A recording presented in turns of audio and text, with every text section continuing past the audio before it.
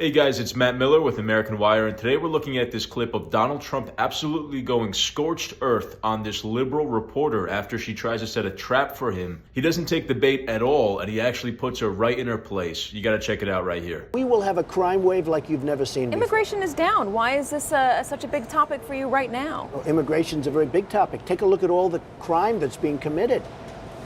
Go take a look at it. The research says the crime does not match what you're saying. The research, the Pew Research, which is independent, says. Don't be naive. You're a very naive person. The Pew Research says that there are for immigrants on the whole Come on, try getting it out.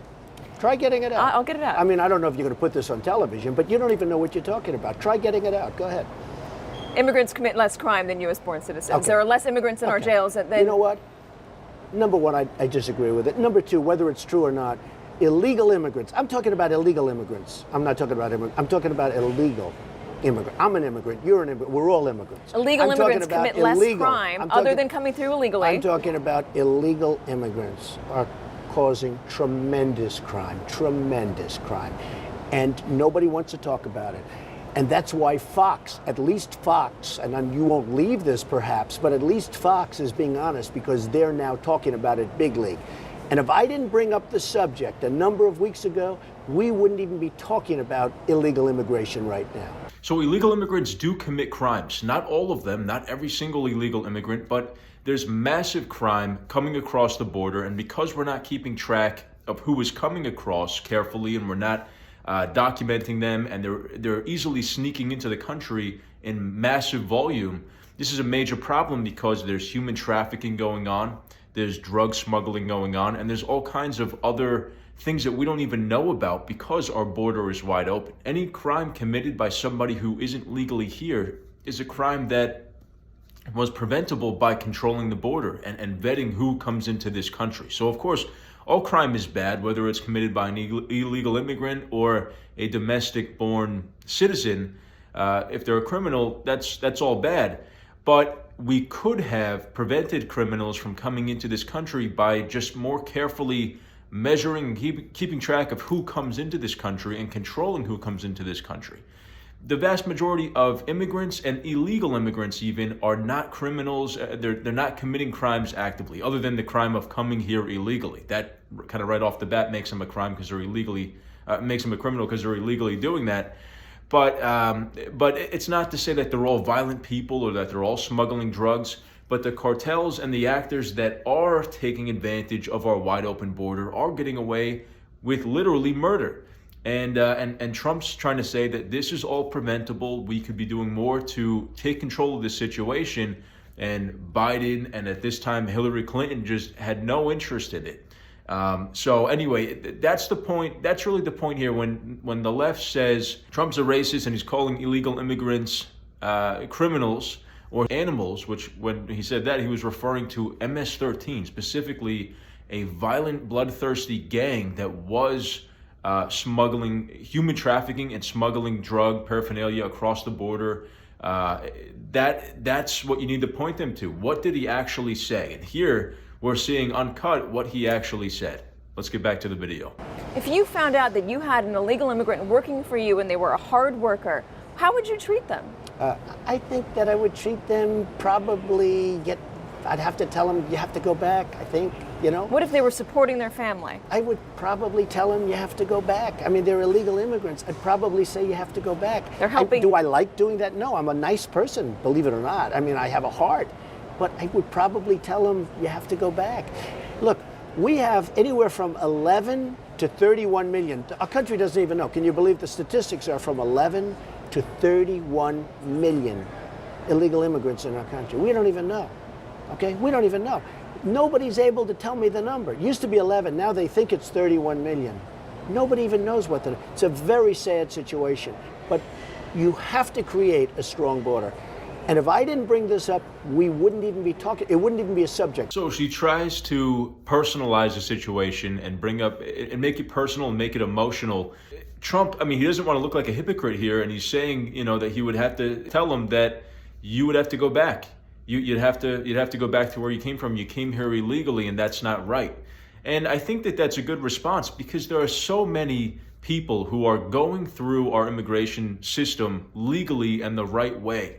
And they have to wait in line, and they have to go through all of the hoops and hurdles that are involved with that. Now, I will say, and I think that Trump would agree with this, and he said as much in the past, that our immigration system should be designed to make it easier for good people who want to come here and become Americans, and who want to come here and do good things and not be criminals. It should be easier for them. It should not be so much paperwork and all these logistics and everything, almost like standing in line at the DMV. We should make it easier for good people from around the world to come to America and become Americans. We need to have a system in place for them to do that legally that is better than it currently is. And I agree with that wholeheartedly. We want the right sort of people, not people who are going to come here and just sign up for welfare. I mean, there's a lot of people that come to America and they know what kind of welfare system and welfare state we have, and they want to coast on the welfare state and weigh on taxpayers.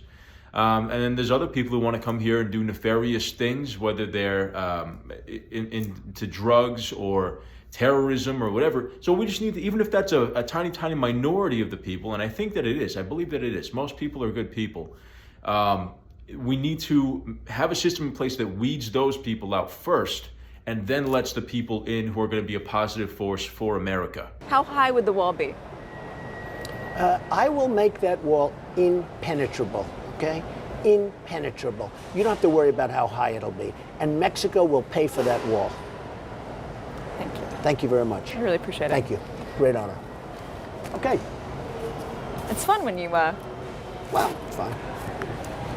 It's too bad that she mentions only the negatives. You don't want to mention all the positives. You know, let me ask you, put the mic back on. I'm going to ask you one more. I forgot to ask it. What is it? I want to know why you think voters like you so much and why you're getting such big crowds. But your microphone's not on. That question I can handle.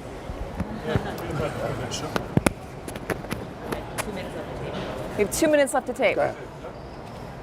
So you say you're drawing these big crowds, and I was there. You drew a big crowd in New Hampshire. Don't say the way you put it. Everything's so negative. I'm not saying. Negative. I'm not saying I'm drawing. You're saying I'm drawing them. You're number two. Why do people respond to you so much? I'm actually number one in Huffington Post and some others, and the new polls haven't even come out yet. Why are they responding to you so much? Because I tell the truth. I say what's happening. I made a tremendous fortune. And that's the kind of mentality we need in this country. Jeb Bush will never take us to the promised land. He doesn't have it. Hillary will never take us to the promised land. Hillary will be a disaster as a president. Jeb will be very poor as a president, no energy. We need somebody that can make great deals with China, with Japan, with Mexico. We need somebody that really understands and cherishes the military. I actually think I'll be the jobs president, but I actually think I'll be even better in terms of the military. I will create military where nobody's going to mess around with the United States. Do you think it's just name recognition? No, I think it's the fact that I say things that people agree with. More people than maybe we expect to agree with you? Or the establishment might expect? People like what I say. They agree with what I say. I have had tremendous success. If I didn't have the success, I think it wouldn't be the same thing. I've had tremendous success. They understand I've had tremendous success, and they respect me. And what I'm telling, I don't need this. I don't need this. What I'm doing is for the country. I want to make America great again. We have a last shot at if we keep going the way it's going, America is going to be permanently scarred. Thank you. Thank you.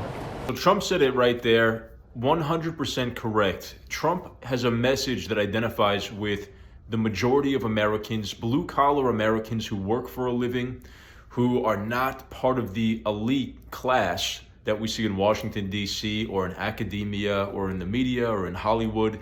That's the tier of people that align with the liberal agenda and are driving the left-wing agenda in this country. But working-class Americans, they don't care about sanitizing our language, sanitizing our culture, trying to make comedy politically correct. They're not trying to make sure that gender-affirming care is available for minors and all these things that the left is the champion of. They just care about being able to feed their family, to raise their family in a safe environment, in a safe community. They want to be able to worship God freely. They want to be able to own land and keep as much of their paycheck as possible. They want the right to defend themselves. This is what people care about in Middle America. And Trump is creating a platform that caters to those people.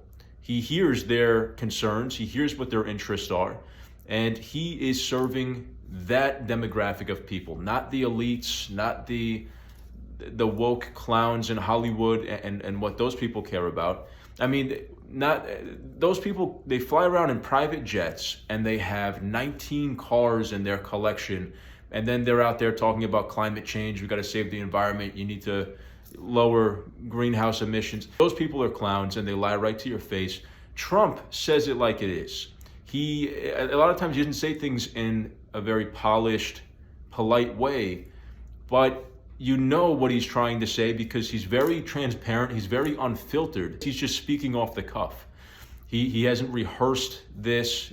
That interview definitely wasn't rehearsed, and he snapped at this lady when he knew that she was trying to set him up and kind of lead him into a trap.